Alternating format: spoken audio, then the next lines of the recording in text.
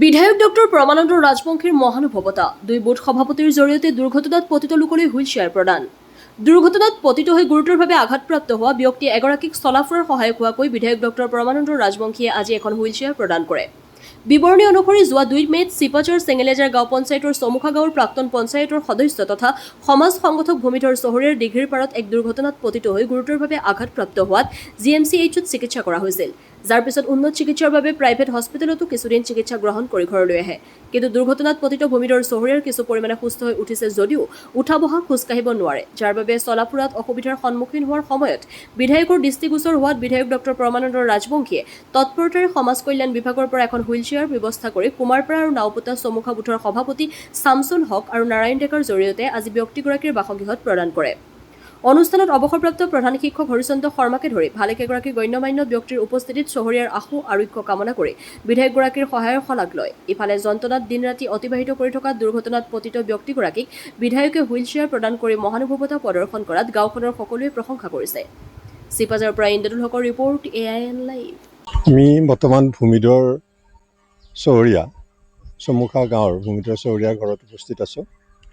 যোৱা মে' মাহৰ 2 তাৰিখে তেওঁ আলহী ঘৰৰ পৰা আহি থাকোঁতে মঙলদৈ ৰঙিয়া অসমমালা ৰাস্তাটোত নিৰ্মাণ কৰি থকা ঠাইত আকস্মিকভাৱে পৰি তেওঁ আঘাতপ্ৰাপ্ত হয়। তেওঁক GMC ভৰ্তি কৰোৱা হয়। তাৰপিছত উন্নত চিকিৎসাৰ বাবে প্ৰাইভেট হস্পিটেলত ভৰ্তি কৰি 4-5 দিন ৰাখি ঘৰত আনি এতিয়া থেৰাপি কৰি থকা হৈছে। এতিয়া প্ৰায় সুস্থ লৈ আহিছে যদিও মাত কথা সম্পূৰ্ণৰূপে দিব পৰা নাই। আমাৰ বিধায়ক মহোদয়ৰ জৰিয়তে আমি আমাৰ চমুখা গাঁৱৰ বুথ সমিতিৰ সম্পাদক নাৰায়ণ ডেকা আৰু কুমাৰপাৰা বুথ সমিতিৰ সভাপতি শামছুল হকৰ জৰিয়তে বিধায়কে সমাজ কল্যাণৰ জৰিয়তে এখনি হুইল চেয়াৰ দিছে। সেইখন আনি আজি ইয়াত প্ৰদান কৰা হয়। তেওঁৰ চহৰীয়াদেৱৰ আশু আৰোগ্য আমি কামনা কৰিছোঁ, যাতে সোনকালে তেওঁ সুস্থ হৈ আগৰ দৰে সমাজৰ লগত চলি ফুৰিব পাৰে, তাই কাৰণে আমি ভগৱানৰ ওচৰত প্ৰাৰ্থনা জনাইছোঁ। আমাৰ সমাজ জীৱনৰ এক অংগস্বৰূপ। তেখেত বিভিন্ন সমাজৰ লগত জড়িত ব্যক্তি।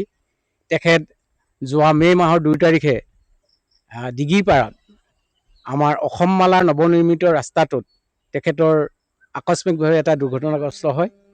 দুৰ্ঘটনাৰ স্থলীৰ পৰা ততাতৈয়াকৈ GMC হস্পিটেললৈ প্ৰেৰণ কৰা হয় যদিও তাত উন্নত চিকিৎসাৰ অভাৱত আমি প্ৰাইভেট হস্পিটেলত ভৰ্তি কৰা হয়। তাতেও কেইদিনমান তেখেতৰ চিকিৎসা ব্যৱস্থা সম্পূৰ্ণ কৰি ঘৰলৈ অনা হয় আৰু যথেষ্ট তেখেত উন্নত পৰ্যায়লৈ আহিছে। তেখেতে আৰু সুস্থ হ'বলৈ হ'লেও আৰু কেইদিনমান সময়ৰ প্ৰয়োজন হ'ব। এতিয়া বৰ্তমান তেখেতৰ থেৰাপি কৰি আছে ঘৰুৱাভাৱে, আৰু তেখেত আমি আশা কৰিছোঁ তেখেত অনতিপলমে সুস্থ হৈ আমাৰ সমাজ জীৱনৰ এক বৰঙণি আগবঢ়াব বুলি আমি আশা কৰিছোঁ।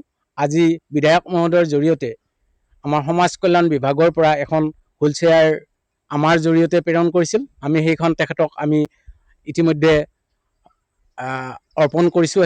তেখেত এইখন চকীতে বহিছে আৰু তেখেতৰ আমি আশু আৰোগ্য সোনকালে কামনা কৰিছোঁ। যিকোনো খবৰ আৰু বিজ্ঞাপনৰ বাবে যোগাযোগ কৰক 7896121996।